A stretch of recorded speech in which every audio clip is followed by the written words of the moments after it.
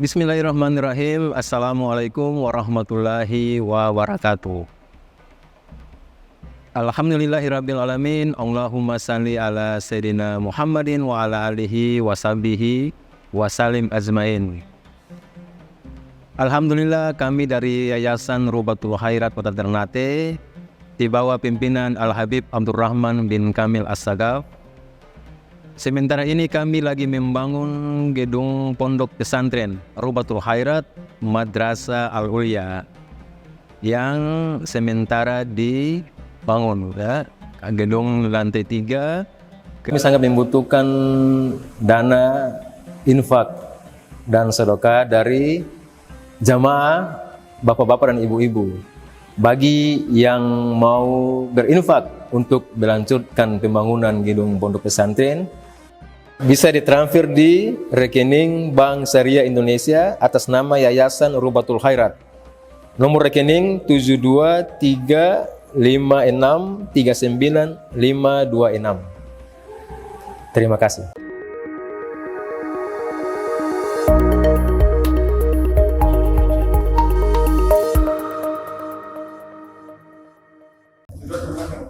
Wa kadzalika lil haid idza lam takhaf talwith al masjid. Begitu juga wanita yang haid.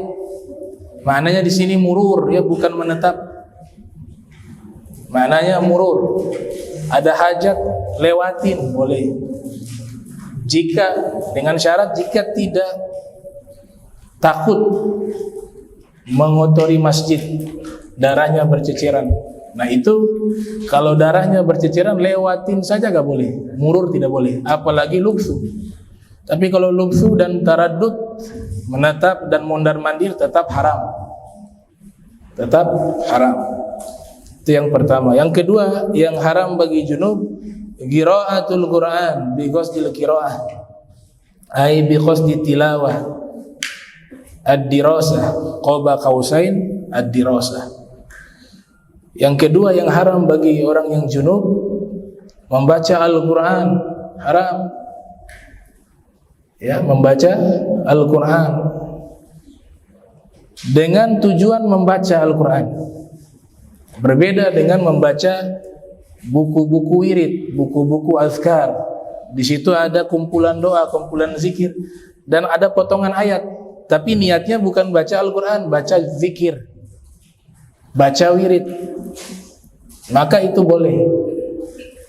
Tapi menyentuh tulisan Al-Qur'annya tetap diharamkan. Menyentuh tulisan Al-Qur'annya tetap diharamkan. Ada juga yang memberikan toleransi kepada penghafal Al-Qur'an, khususnya perempuan. Biasanya ada kewajiban para penghafal Al-Qur'an di pesantren itu mengulang, ya, mengulang hafalan, murajaah. Nah, kasihan mereka kadang-kadang baru mulai menghafal Al-Quran, tahu-tahu, ya, hafalan ini ada jadwal mengulang haid dia, dan haid itu cukup lama. Kalau tidak diulang-ulang nanti bisa lupa. Ada gaul dari salah satu ulama menyatakan boleh untuk mereka ngulang, bitalaffuz sekalipun.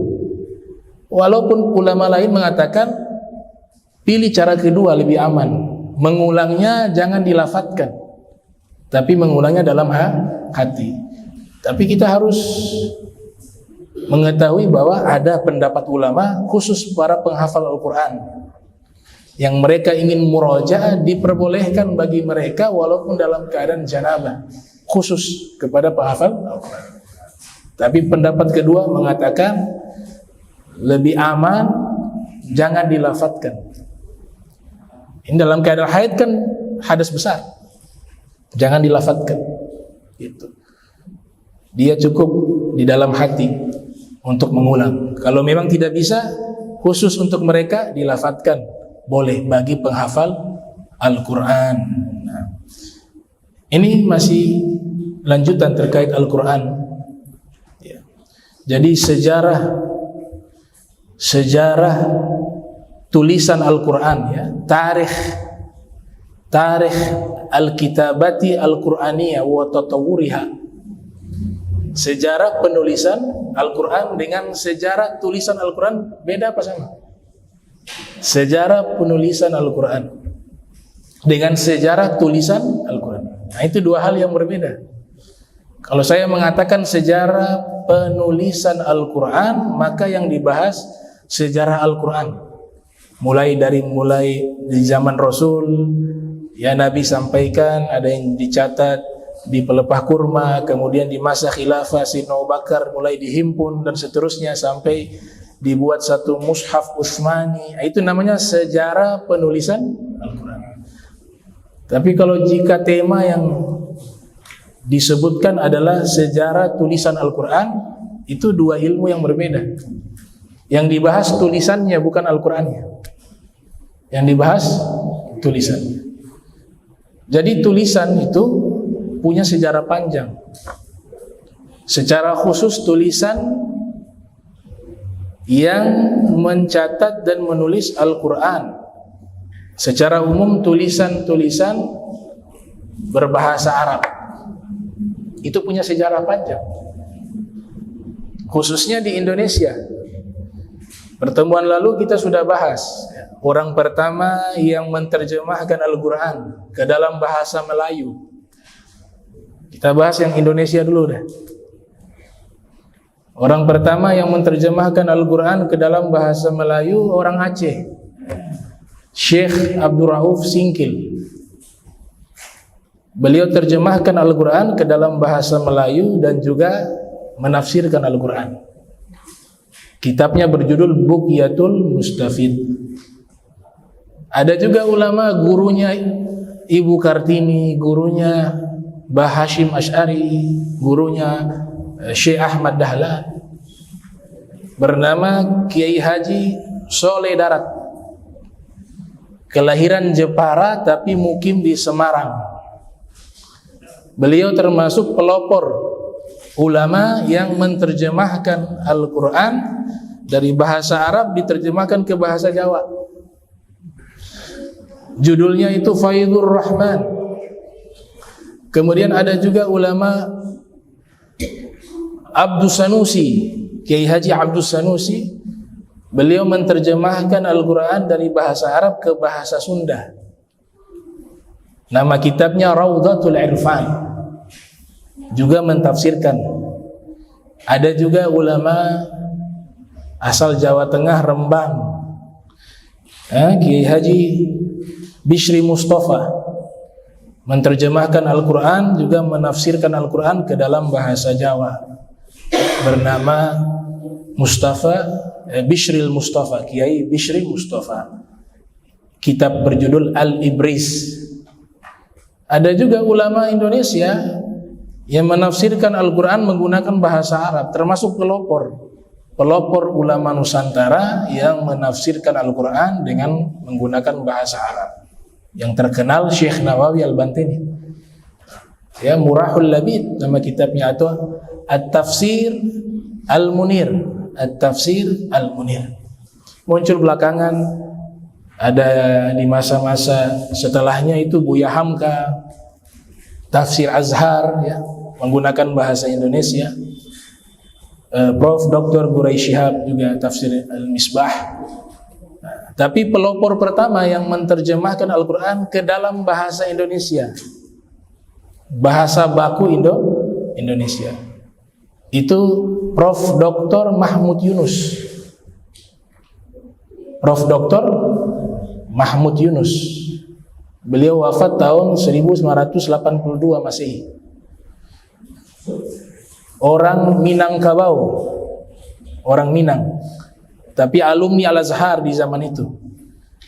Ya, beliau ini diakui sebagai salah satu pelopor ulama Indonesia yang menerjemahkan Al-Quran ke dalam bahasa Indonesia yang baku dan menafsirkan Al-Quran. Namanya siapa? Prof. Dr. Mahmud Yunus, dan punya jasa sangat besar khususnya dalam pendidikan Islam. Beliau yang membuat istilah tuh Al-Madrasah Al-Ibtidaiyah, Al-Madrasah Al-Thanawiyah, Al-Madrasah Al-Aliyah, Madrasah Aliyah. Itu yang membuat istilah itu adalah beliau. Dan beliau hidup di zaman penjajahan. Beliau juga orang pertama yang mengusulkan pelajaran agama itu masuk ke dalam kurikulum nasional. Beliau orang pertama. Jadi sekolah-sekolah Belanda dulu awal-awal gak ada pelajaran agama. Nah, beliau yang mengusulkan. Dan beliau juga termasuk salah satu tokoh yang ikut andil di dalam mengembangkan Universitas Islam di Indonesia. Yang kita kenal di Jakarta misalnya, beliau jadi rektor di awal-awal tuh, walaupun namanya bukan UIN waktu itu, yaitu Universitas Islam Negeri. Itu pelopornya beliau, namanya Prof. Dr. Mahmud Yunus, alumni Mesir zaman itu. Dan salah satu kitab beliau yang sangat manfaat sampai sekarang, termasuk saya juga merasakan manfaat itu, yaitu Kamus Arab ke Indonesia. Itu hampir rata-rata pesantren tuh di Indonesia menggunakan kamusnya. Kalau kamus yang terlalu tebal kan Kiai Haji Ahmad Warson Munawir di Krapyak, Jogja, itu terlalu tebal. Beliau punya yang ringkas, itu digunakan di pesantren-pesantren. Dan kamus yang menurut saya kamus Arab ke Indonesia, ya, diterjemahkan dari bahasa Arab ke Indonesia, salah satu yang terbaik tuh. Dan saya Al-Fakir juga menggunakan kamus itu di awal-awal belajar tuh. Bahkan kita 3 tahun hafal kamusnya itu selama 3 tahun. Ada berapa puluh ribu kosakata di situ. Itu karangan beliau, Prof. Dr. Mahmud Yunus. Cuma memang jarang diangkat, padahal punya jasa sangat besar untuk pendidikan agama Islam, ya. Nah, beliau menerjemahkan pertama kali Al-Quran ke dalam bahasa Indonesia baku dan menafsirkan Al-Quran. Dan beliau juga termasuk tokoh yang tulisannya itu diakui di Mesir. Jadi beliau punya karangan-karangan tulisan dikeluarkan di koran, di tabloid yang ada di tabloid-tabloid yang ada di Mesir gitu. Nah, ini tokoh pertama dari ulama Indonesia, ya. Meninggal di Jakarta. Beliau hijrah di Jakarta, akhirnya meninggal tahun 1582 Masehi. Nah, itu namanya Prof. Dr. Mahmud Yunus. Adapun sejarah dan urgensitas daripada menulis, ada satu pendapat dari Ibnu Khaldun, lahir 732 Hijriah, wafat 808 Hijriah. Di dalam buku masterpiece-nya itu Muqaddimah, ya, kitab beliau katakan huwa sina'atun syarifah idh al-kitabatu min khawasil insan allati yumayyizu biha anil haywan. Bahwa menulis itu adalah satu karya yang sangat mulia. Satu karya yang sangat mulia, sina'ah, yang dimana menulis ini salah satu keistimewaannya manusia. Jadi manusia ini dibedakan dengan hewan salah satunya lewat tulisan. Hewan tidak bisa menulis. Oleh sebab itu beliau katakan bahwa tulisan ini satu karya yang sangat mulia, yumayyizu, yang membedakan manusia dengan hewan. Jadi sejarah penulisan ini sangat panjang. Beliau katakan juga di dalam satu maqal, ya, satu maqalah beliau di kitab Muqaddimah itu, bahwa hifdzul ilmi bil kitabah, ilmu yang ada saat ini, ilmu pengetahuan, itu dia bisa lestari dan eksis karena sebab adanya tulisan. Imam Syafi'i punya pemikiran, Imam Syafi'i punya ilmu yang jaraknya dengan kita itu sangat jauh. Beliau lahir tahun 150, wafat 204. Kita 1445. Tapi ilmunya Imam Syafi'i bisa sampai kepada kita. Salah satunya lewat apa? Karya tulisan. Kitab Ar-Risalah, kitab Al-Um. Jadi kata Ibnu Khaldun bahwa tulisan itu menjaga eksistensi ilmu. Maka dia sangat penting.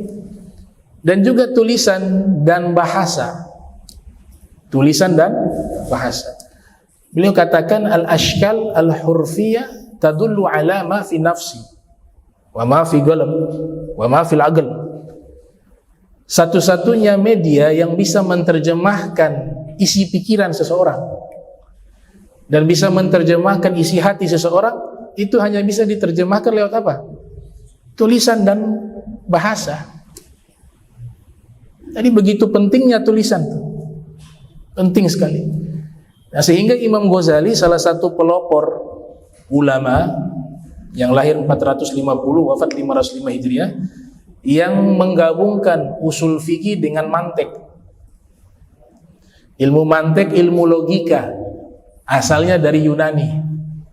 Tapi masuk ke dunia Islam terjadi 3 kelompok ulama yang menilai ilmu itu. Ada yang mengharamkan. Ilmu mantik diharamkan oleh Ibnu Salah dan Imam Nawawi. Ya, fa Ibnu Salah wan Nawawi harrama wa qala qaumun yambagi an yu'lama wal qaulatu al masyhuratu as-sahihu jawazuhu. Ibnu Salah, Imam Nawawi, ini kelompok pertama. Mereka menyatakan ilmu mantik haram. Namun pendapat yang kuat, yang sahih bahwa ilmu mantik itu boleh dipelajari. Oleh Imam Ghazali mengatakan wajib. Apalagi derajat ulama wajib belajar ilmu mantik. Bahkan beliau mengatakan man lam yadrus al-mantik la yufaqu bi'ilmih. Orang yang tidak mempelajari ilmu mantik maka ilmunya itu tidak valid, tidak diakui ilmunya.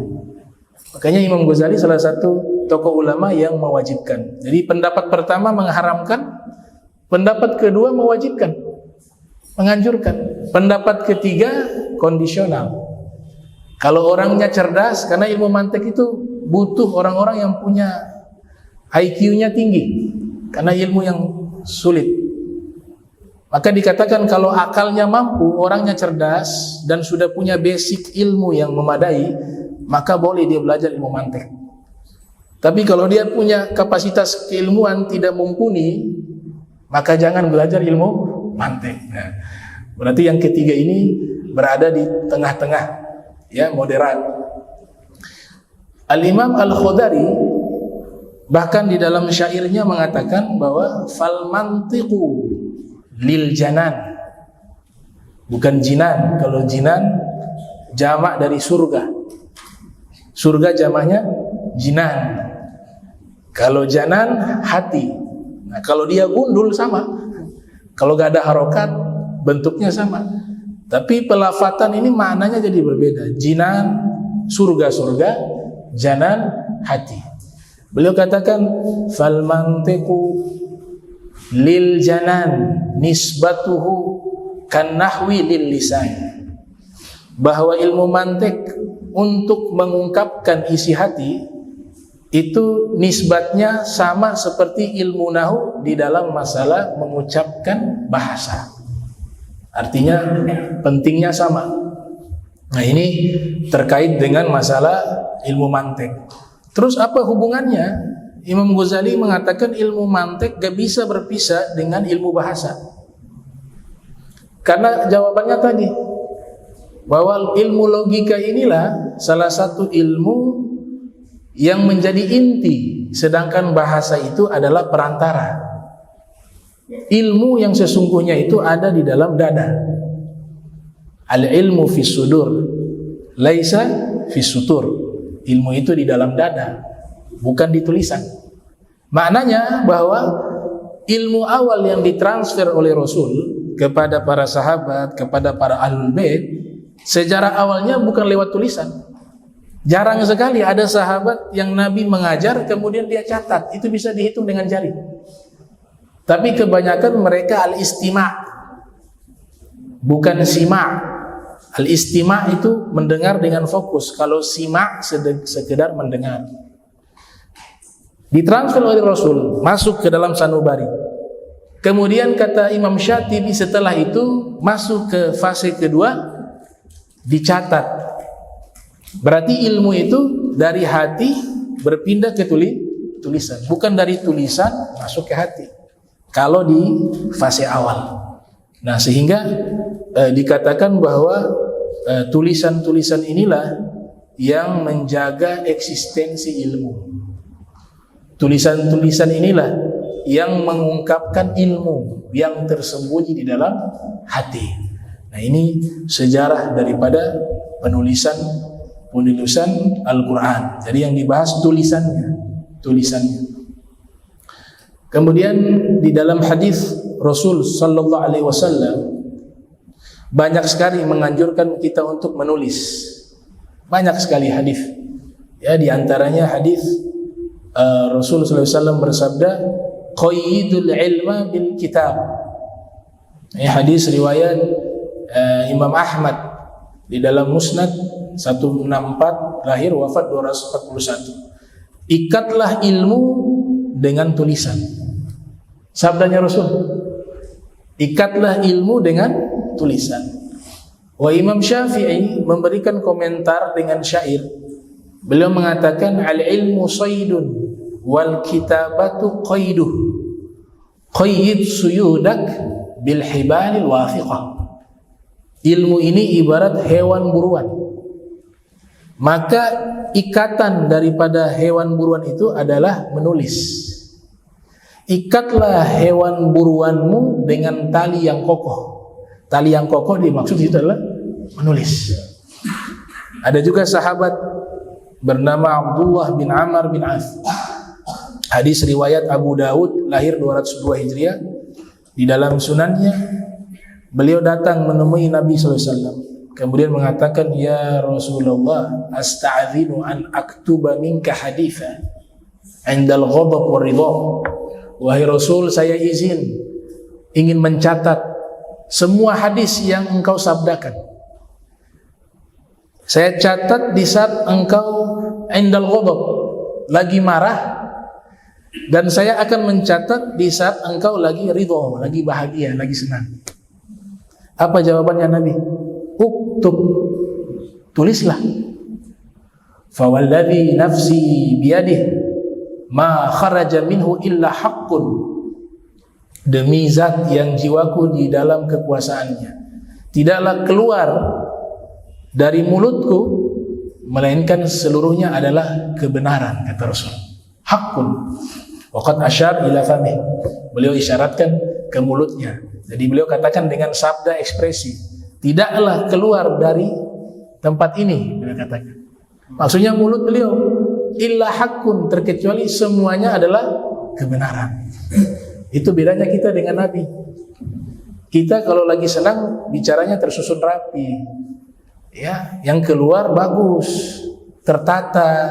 Tapi kalau sudah emosi ngaco yang keluar. Wa Rasul dalam keadaan marah yang keluar wahyu, dalam keadaan ridho yang keluar dari lisan beliau wahyu. Nah, ini perintah Nabi, uktub, tulislah. Di hadis yang lain, Al-Imam Ibnu Qutaibah, lahir 213, wafat 276 Hijriah, dalam kitab Ta'wil Mukhtalafil Hadis. Jadi Nabi ketika Fathul Makkah, kemudian nanti melaksanakan haji, namanya haji wada', haji perpisahan. Di situ kan ada khutbah, di mana isi khutbah beliau menjelaskan prinsip-prinsip ajaran Islam. Selesai beliau khutbah, ada satu orang, faqama Abu Syahin rajulun minal Yaman. Ada seorang berdiri. Orang ini namanya Abu Syahin, seorang laki-laki asal negeri Yaman. Faqal, dia berkata, ya Rasulullah, uktubuli, wahai Rasul, tolong catat semua khutbah tadi kepada diriku.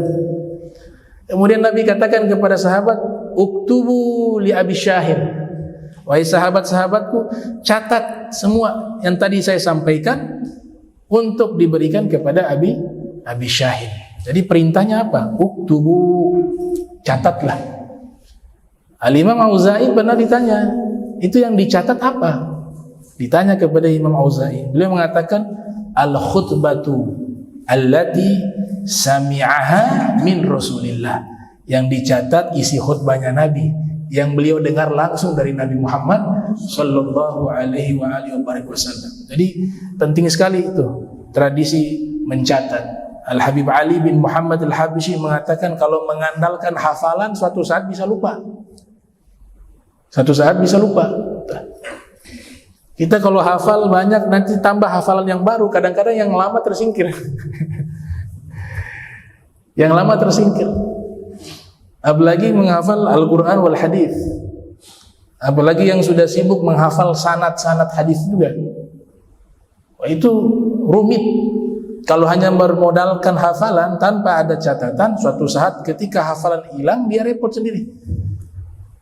Nyari kitab, di mana tuh hafalan itu? Cari sampai 7 hari, 8 hari gak ketemu. Tapi kalau sudah ada catatan enak, lupa balik.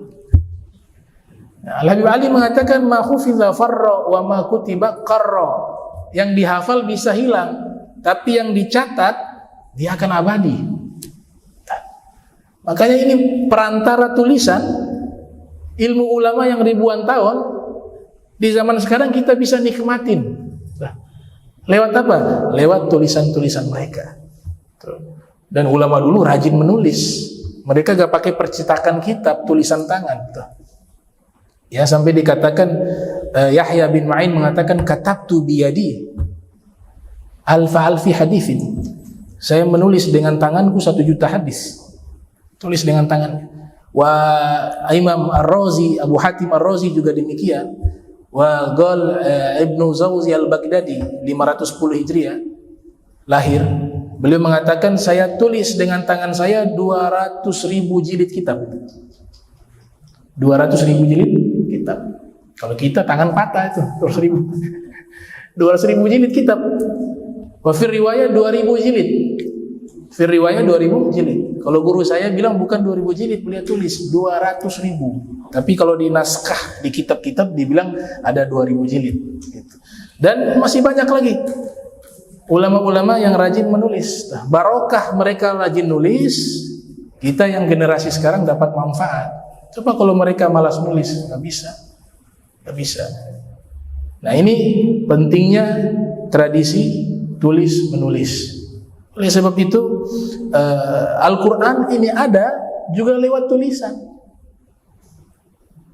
Dan sejarah tulisan itu sangat panjang.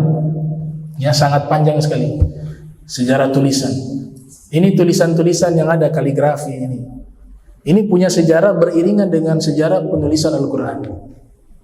Ya, ada beberapa jenis penulisan ya, disebut dengan khot, ilmu khot atau ilmu kitabah, ilmu tentang membahas cara menulis.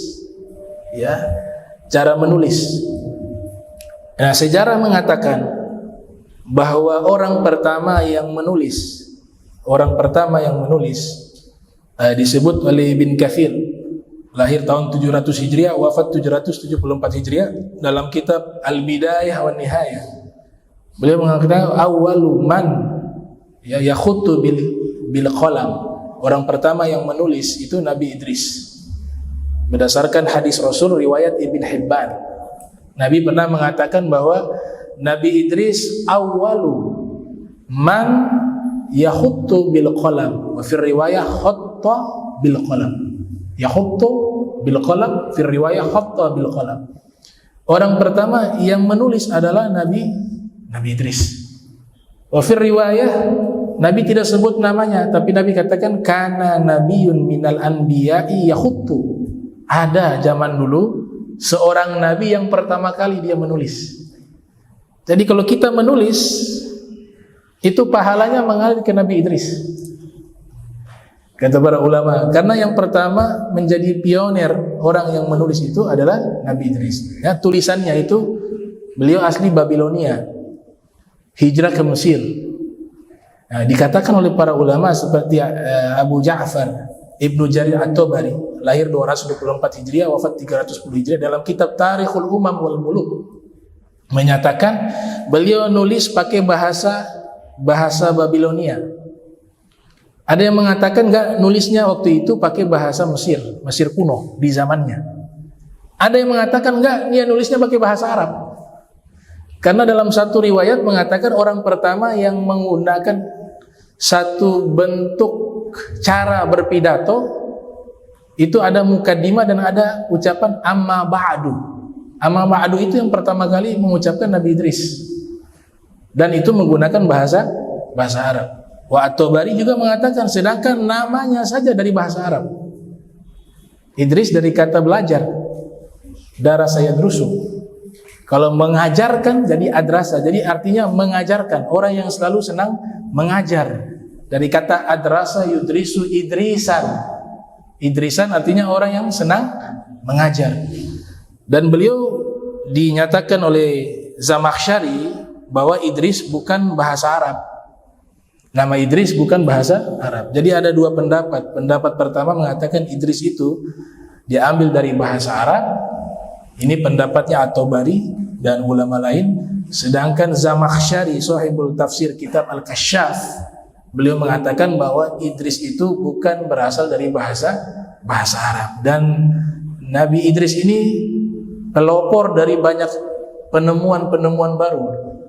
Dikatakan di dalam kitab Qasasul Anbiya Ibnu Najjar dan Qasasul Anbiya Ibn Katsir bahwa orang pertama yang menulis Nabi Idris.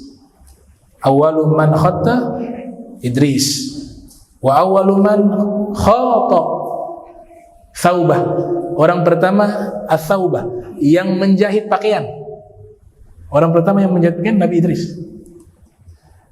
Wa awwalu man 'allama ilmal hisab.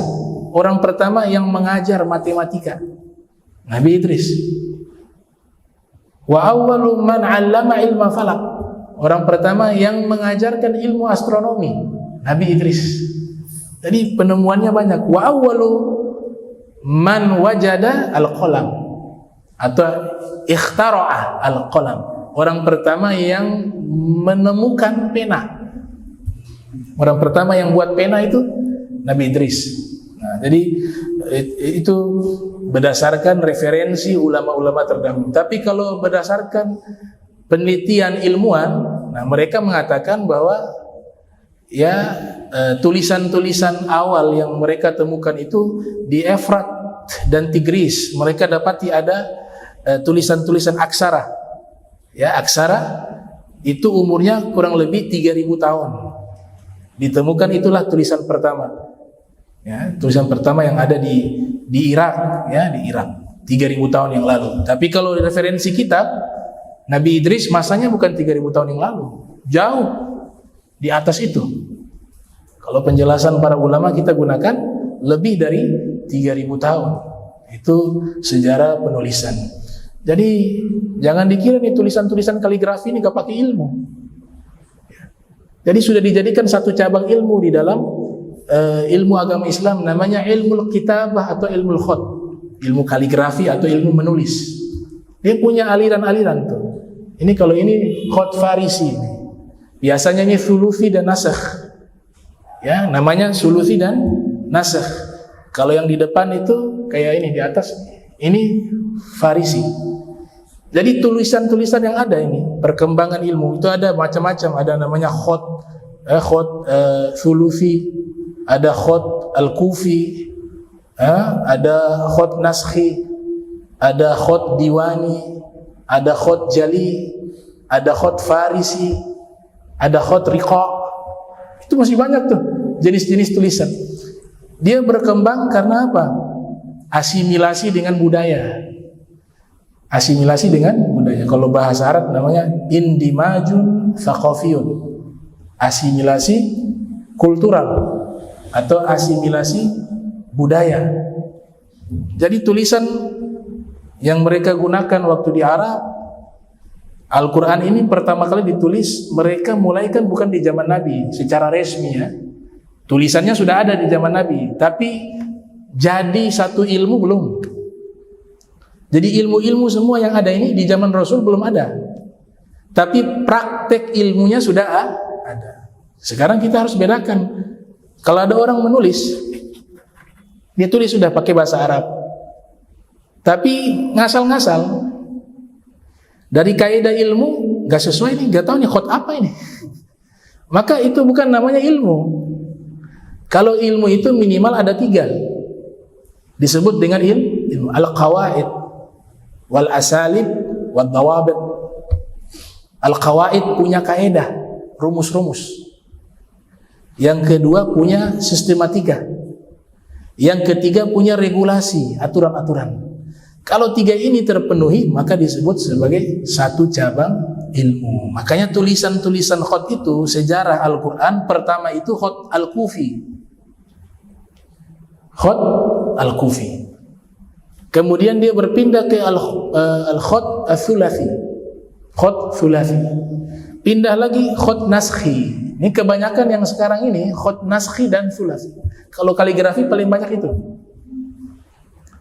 Kemudian berpindah, Islam tersebar sampai ke wilayah Persia, terjadi asimilasi budaya. Tulisan-tulisan Persia akhirnya bentuk-bentuknya masuk ke dalam tulisan Arab. Jadinya di atas tuh. Itu Farisi. Al-Khot Al-Farisi. Ada juga Kufi, Kufah. Islam masuk ke Kufah. Tulisan-tulisan aksara-aksara yang ada di Kufah masuk ke dalam tulisan bahasa Arab. Jadilah Khot Al-Kufi.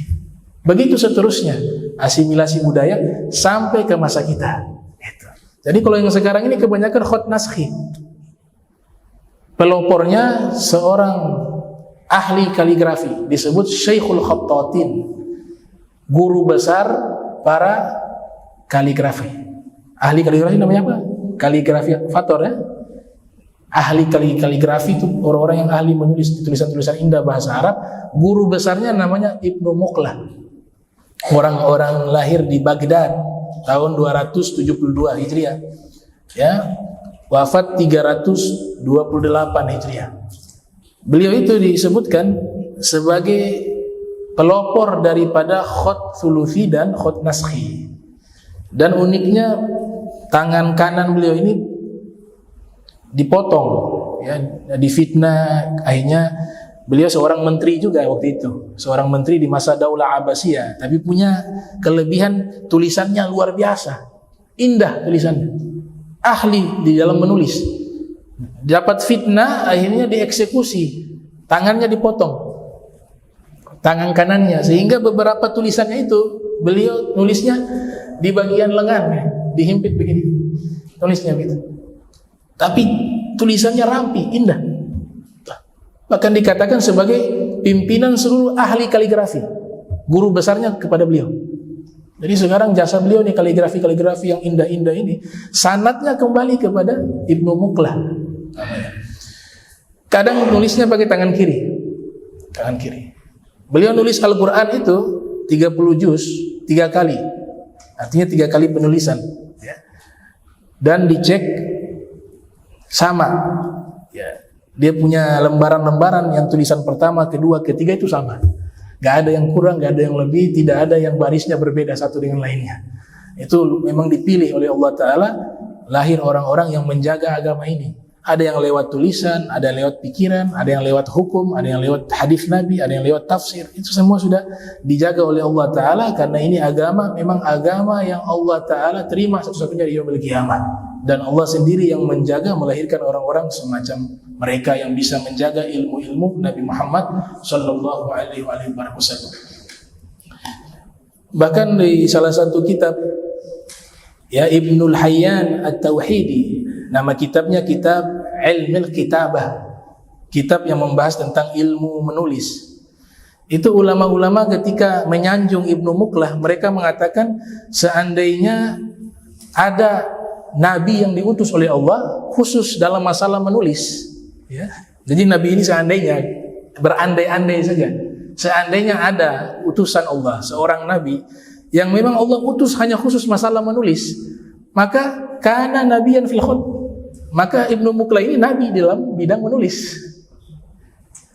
Wa Ibnu Zanzi mengatakan wa fihi wa huwa nabiyyun fihi. Beliau adalah seorang nabi di bidang menulis. Berandai-andai. Beliau tulisannya begitu dahsyat indahnya sampai dikatakan beliau ini seandainya disebut sebagai nabi dan ada nabi khusus dalam bidang khat, maka nabinya adalah beliau, Ibnu Muqlah. Nanti Ibnu Muqlah ini wafat, lahir lagi satu ulama ahli khat, ahli kaligrafi bernama Ibnul Bawwab. Ibnul Bawwab. Nah, Ibnul Bawwab ini, Bawwab itu artinya satpam. Punya ayah profesinya sebagai satpam di zaman itu. Tapi anaknya disebut Ibnul Bawwab. Diperkirakan lahir tahun 350 Hijriah. 350 Hijriah. Wafat 413 Hijriah. Beliau memperindah lagi, menyempurnakan lagi tulisan-tulisan daripada Ibnu Muqlah. Dan luar biasa di zaman beliau itu, beliau yang menulis Al-Quran sendiri, tulisan tangan itu ribuan jilid Al-Quran, nulis sendiri. Karena zaman itu gak ada percetakan, semua serba manual. Nah, ini pemerintah memerintahkan beliau, bagaimana nih kita mau sebarkan Al-Quran ke masyarakat, kepada umat. Ditugaskan Ibnu Bawwab yang nulis ribuan Al-Quran eksemplar, ditulis. Setelah itu sudah ditulis, ditasheh oleh ulama-ulama yang menghafal Al-Quran, yang paham tentang Al-Quran. Mereka koreksi lagi, tidak ada satupun yang kurang.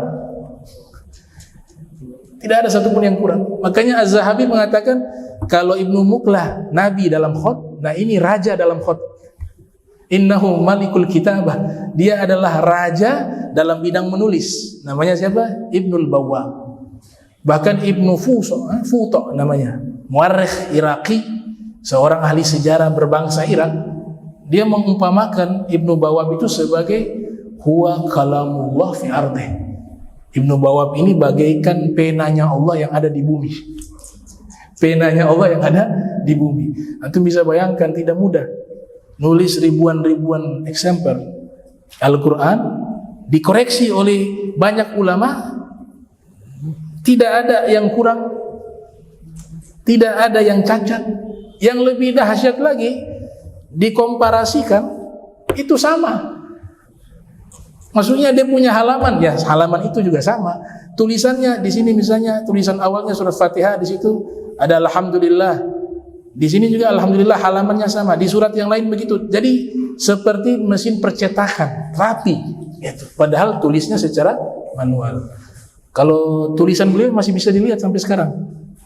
Sekarang 2000 berapa nih? Kalau masih 24? 2023 nih, masih saya lupa, masih 2023. 2023. Berarti Al-Quran beliau tulis itu 1023 tahun umurnya. Jadi ada ditemukan mushaf tulisan tangan tahun 391 Hijriah bertepatan dengan 1000 Masehi. Berarti sudah 1023 tahun ya. Itu tulisan tangannya itu masih ada. Ada di museum tapi di Irlandia, di Dublin atau Dublin itu. Itu sampai sekarang masih ada di museum. Dan itu orang-orang barat terheran-heran, ini cetakan apa tulisan tangan? Rapi sekali. Rapi sekali.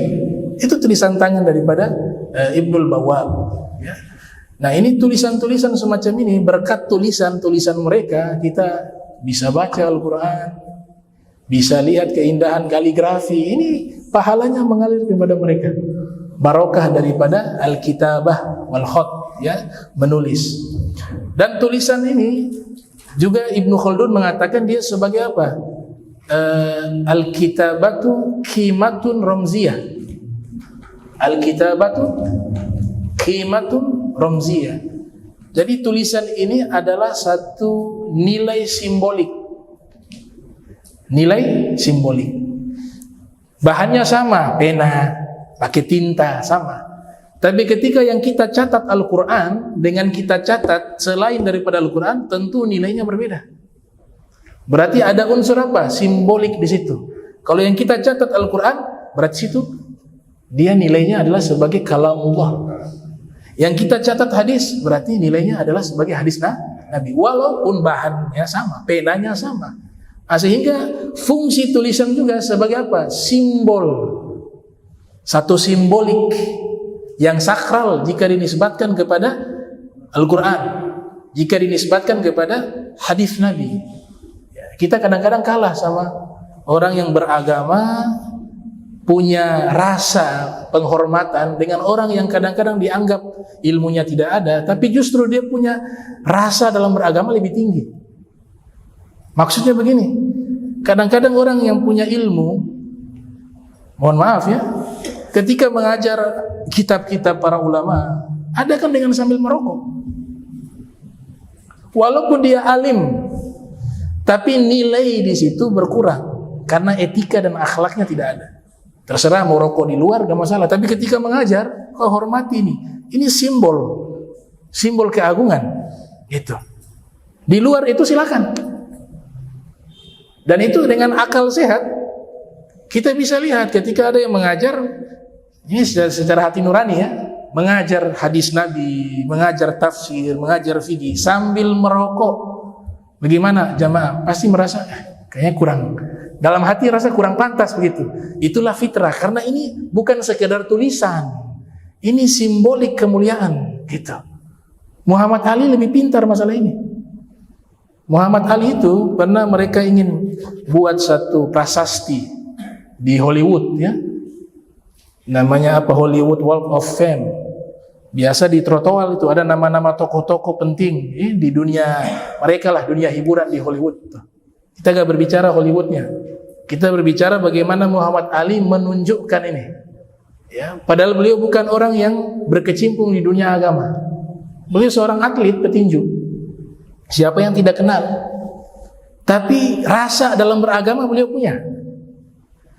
Jadi dikasih kesepakatan. Ini tokoh besar dan tinju juga masuk kepada dunia hiburan. Maka mereka membuat penghormatan, dibuat itu prasasti nama beliau, nanti diletakkan di trotoar itu. Di situ nama-nama para tokoh-tokoh mereka. Cuma kan posisinya di trotoar.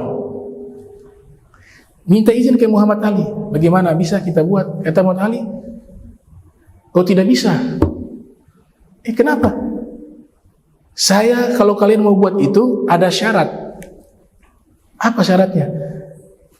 Nama saya itu gak boleh diletakkan di trotoar, karena saya menyandang nama Nabi saya. Saya punya nama kan Muhammad. Muhammad itu nama Nabi saya. Belum lagi ada Ali, sepupunya Rasul. Bagaimana mungkin nama suci ini Muhammad dan Ali diletakkan di trotoar, sedangkan di atasnya mereka injak-injak nama itu. Kalau kalian mau buat silakan, tapi saya minta satu syarat, kalau punya saya jangan letakkan di trotoar, tapi letakkan di dinding, sehingga tidak ada yang menginjak. Akhirnya dibuat satu-satunya namanya itu yang di dindingnya beliau. Ini saya bilang apa? Dia punya zauq, dia punya rasa. Kadang-kadang yang belajar ilmu agama gak punya rasa. Al-Quran diletakkan di bawah, ya, ngajar kitab, ngisap rokok, mutola'ah kitab, kadang gak pakai baju. Kif ada.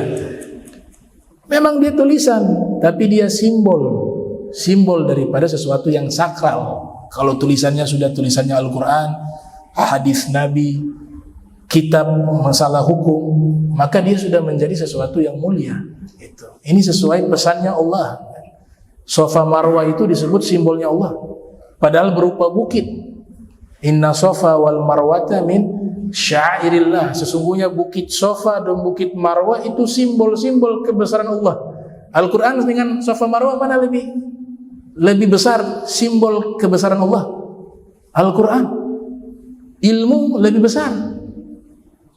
Padahal Safa Marwah hanya bukit, tapi dia masuk dalam ruang ibadah, dia menjadi simbolik.